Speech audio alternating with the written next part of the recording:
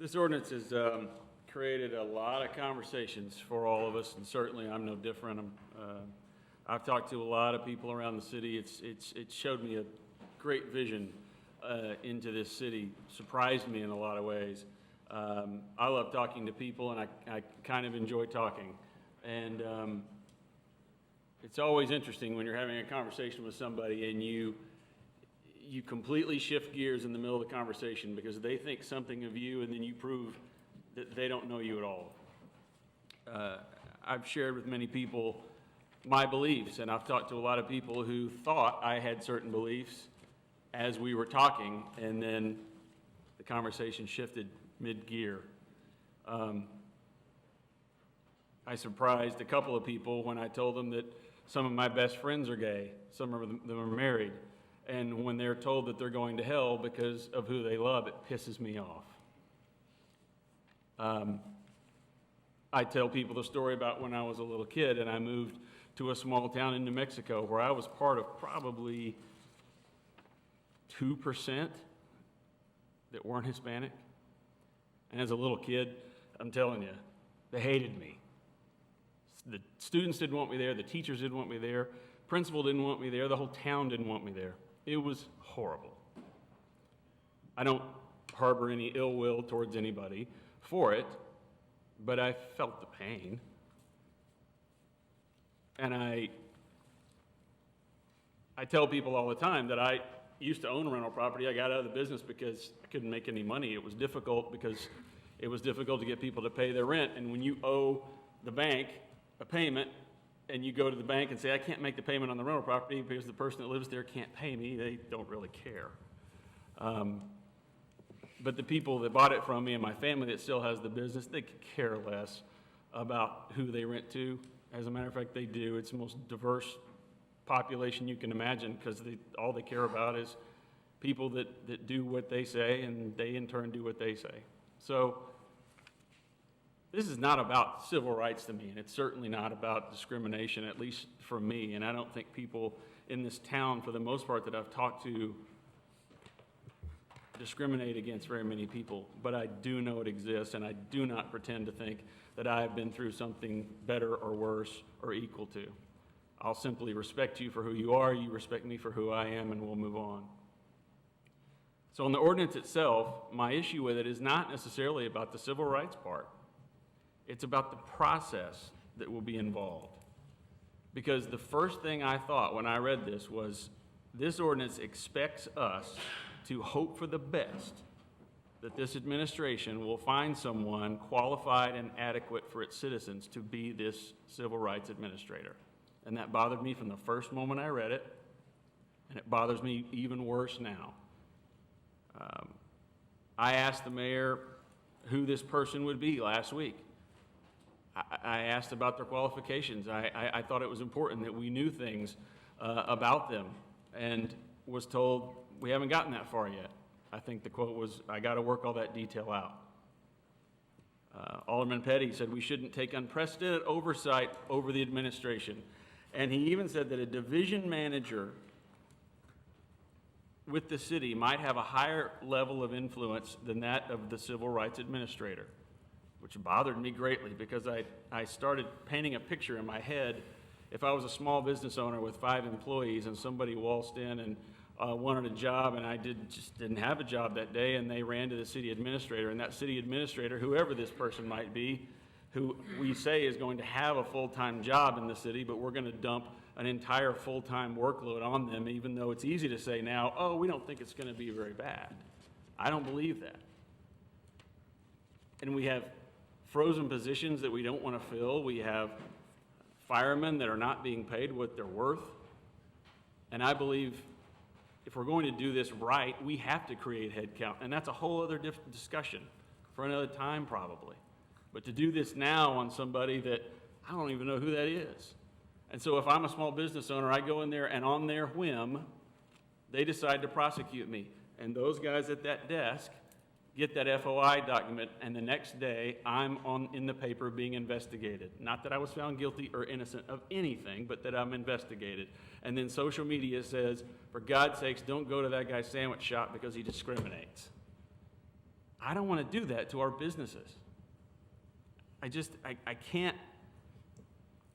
do that. I'm being asked to trust the administration to figure this all out. You're being asked, all of you are being asked, it's okay, we'll figure it out, we'll get to it. That is a very difficult pill for me to swallow. And it's not a personal attack on the administration. I think it's difficult for anybody. I'm not capable of doing it. And I don't think anybody at this table is capable of doing it, the job either. And I don't know if there's anybody under this roof capable of doing it on any of the floors. Most people don't know this, but I have a disability. Now, I don't wear a sign that tells people about it. Don't have to, don't want to. But I've experienced not getting a job because of it. It's a disability that's almost killed me. I'll live 10, 20 years less than most of you. But the reality is, a lot of these laws are built for people like me. I don't want this law.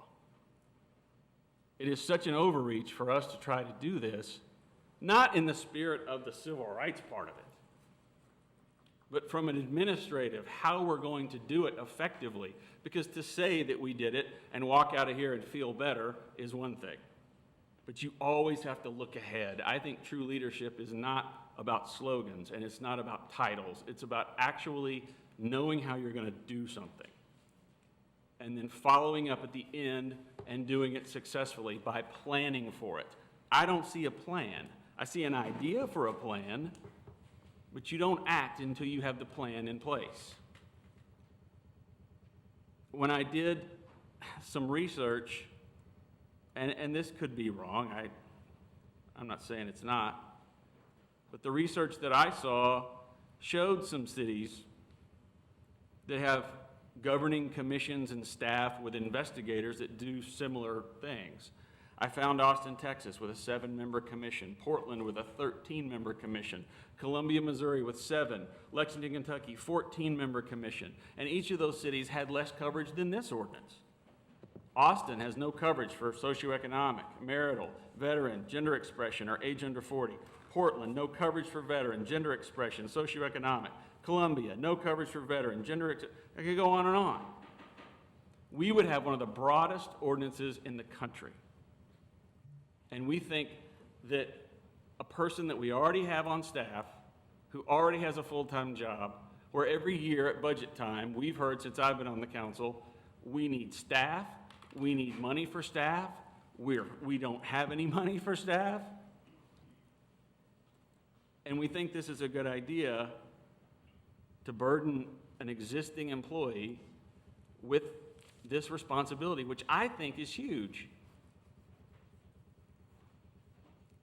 And again, I'll say it, do I believe anybody in the city currently is capable of this? No. I do not.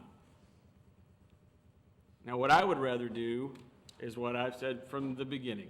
Vote this down, let's build a civil rights commission, a real civil rights commission, to my research, the only one of its kind anywhere around here.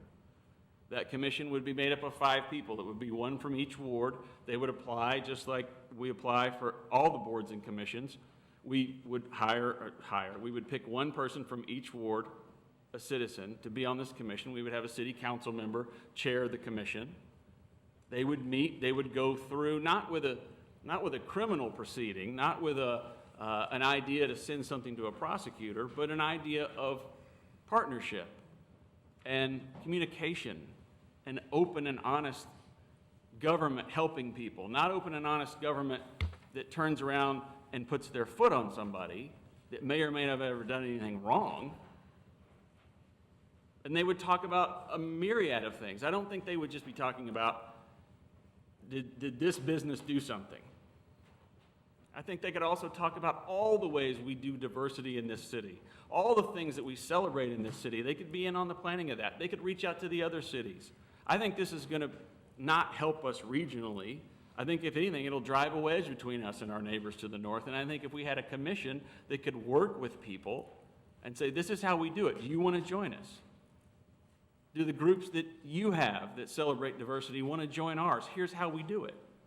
Come to our meetings. If we have an issue with the university, if one of our citizens has a problem with that, we go to the Town and Gown Commission and we say, look, we're representing the Civil Rights Commission and we're here to talk about something for a citizen.